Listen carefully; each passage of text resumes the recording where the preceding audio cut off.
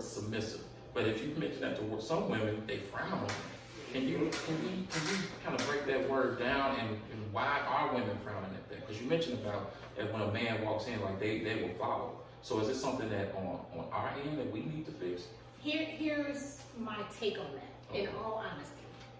You know, I wrote a poem and it says something like, if you want to know why we're angry, it's because we are angry, because we've been disappointed. Mm.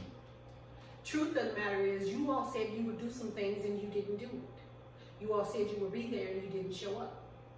So when you talk about why we're not submitting, it's like, what are we submitting to?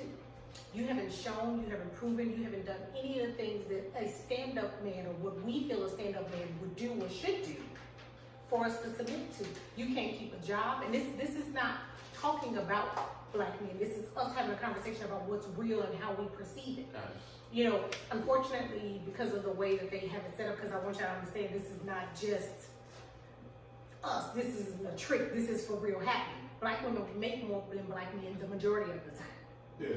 But it's nothing wrong with that, and a woman would have no problem with that if he came in and said, okay, well, baby, how can I make your job easier? That's not what black men are doing. They're, how can I make it harder? Whether they show up or not. It's like, you come home and you've done nothing all day. Nothing. She didn't work all day. Not saying that you have to do anything, but it's the conversations, what I'm saying is the conversations aren't being had about how can we meet in the middle so that everybody's satisfied. And then men aren't doing that because my honor, my manhood says I'm not supposed to do that, and blah, blah, blah, blah, blah. Well, says who? Because stuff is different now. Yeah, definitely.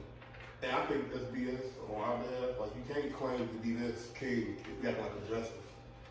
I mean, that's how personally feel, you know, so I'm glad you definitely asked that question. Yeah, it's like you got wannabe rappers, wannabe part-time window makers.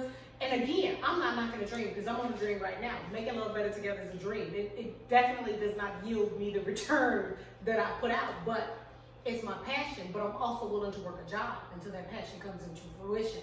And that's not always the case sometimes with our men folk. Okay.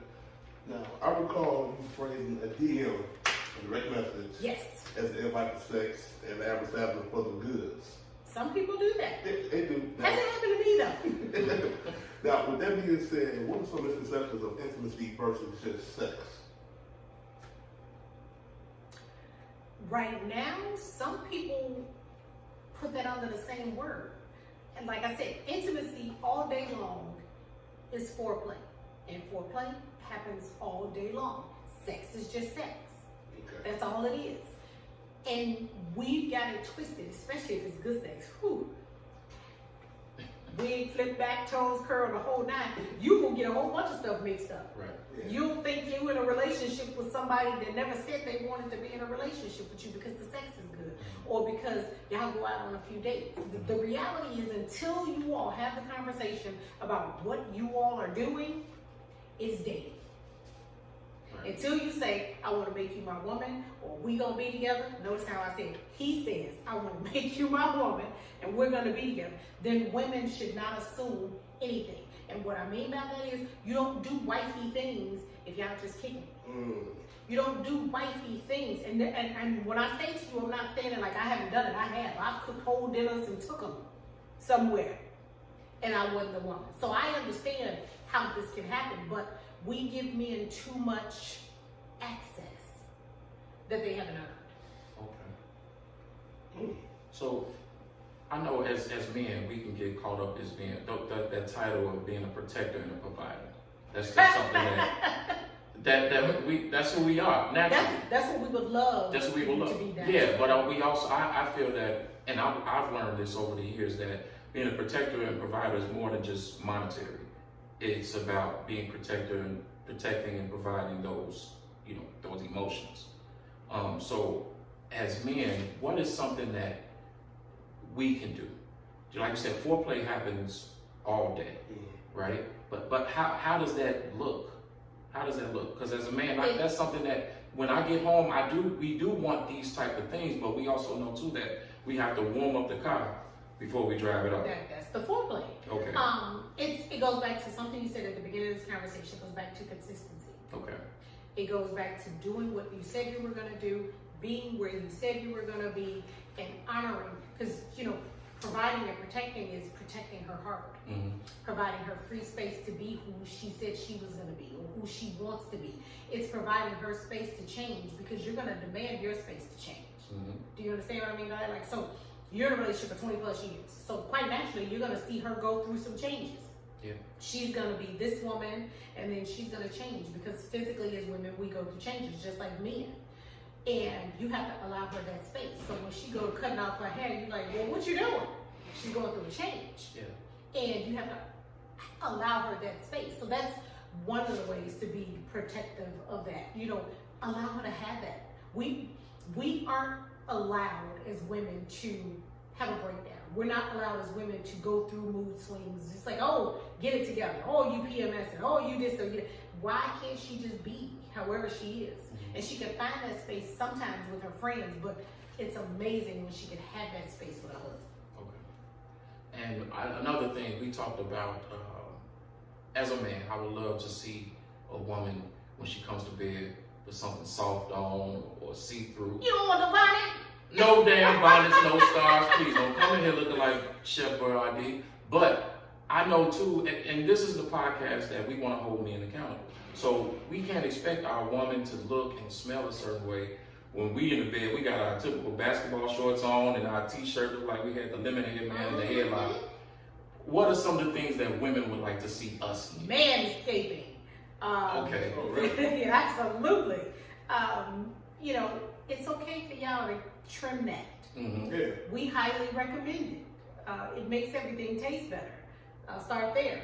Also, too, if you want her to have on something sexy, you can put on a sexy robe, you can put on sexy boxers, smell good. Every woman loves a man that smells good. Mm-hmm. So, you can lay something out for her. You could send her, this is the ultimate thing that I love for men to do, whether women take advantage of it or not. You know how they have those boutiques with the dressing rooms? Okay. Yeah. Okay, you take them on a shopping spree. Mm-hmm. Baby, try this on, and you let her give you a full-on fashion show. She is stunting just for you. Okay. And whatever she picks, that's what y'all gonna hold with. Okay. Simple. Women, just like men are simple, women are simple too. And you can tell her what the budget is out the gate. Even if the budget is only $50, it's just the fact that you all are going somewhere and you all are trying something else. See, date night doesn't have to be complicated. No. But coming back home, you could do something as simple as you light the candles. You leave your underwear on the stairs with a note and some rose petals going up the stairs. Okay. It is the same identical thing. She's like, he done left his drawers on. That's how she gonna think. He done left his drawers on the stairs. What do you got upstairs? Yeah. And she coming upstairs and she's excited. Yeah, but sometimes we do have to be more creative. Because some men just feel like, man, I ain't doing all that No, shit. It's no, like, no. no, you have to do that. And it's how that expression go, you gotta do what you need to do to get what you want. Right. Especially if you want it to be something more than just the bump and grind. Mm-hmm. Yeah. It can be so much more. Like y'all can go wig shopping.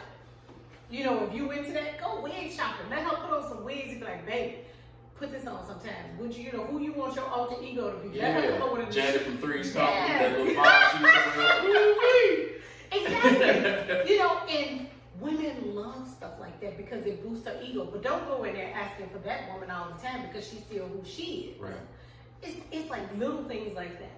Less is more. Yeah, sometimes less is more. She don't need the whole lace outfit. Sometimes she just need a pair of lace boy shorts and a pair of heels. That's all she needs. So the bras, but we need something like you said, like a nice robe or some silk boxes or something, and manscaping. And smell good. Smell good. Yes, smell good. But you mentioned the phrase "taste good," and if anyone follows you on social media, you kind of a gourmet chef. I think you cook with a purpose, right? I do. I absolutely do. Okay, why is that? Because I love things that are aphrodisiac in nature. Yeah. Okay. So a lot of things I cook are good for you, good to you, and taste good coming out of you.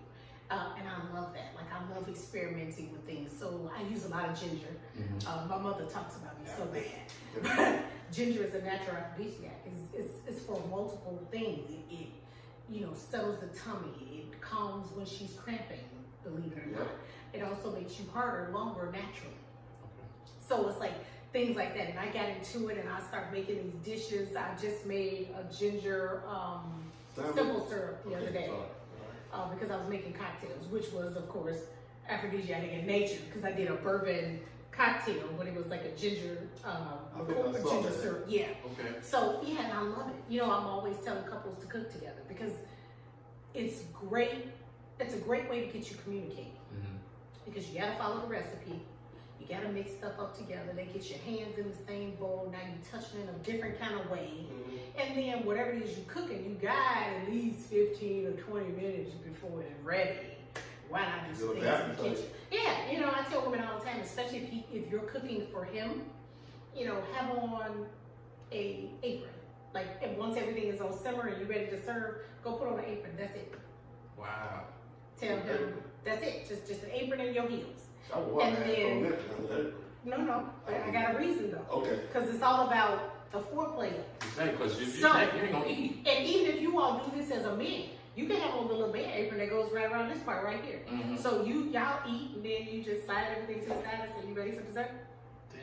Yeah. Okay. See, So simple. see how sexy that is? So simple. It's so simple and it's like, come on. Yes, I'm ready for dessert. And then y'all get it on the table and don't nobody even know. Wow. And the key thing you said, you doing all this together.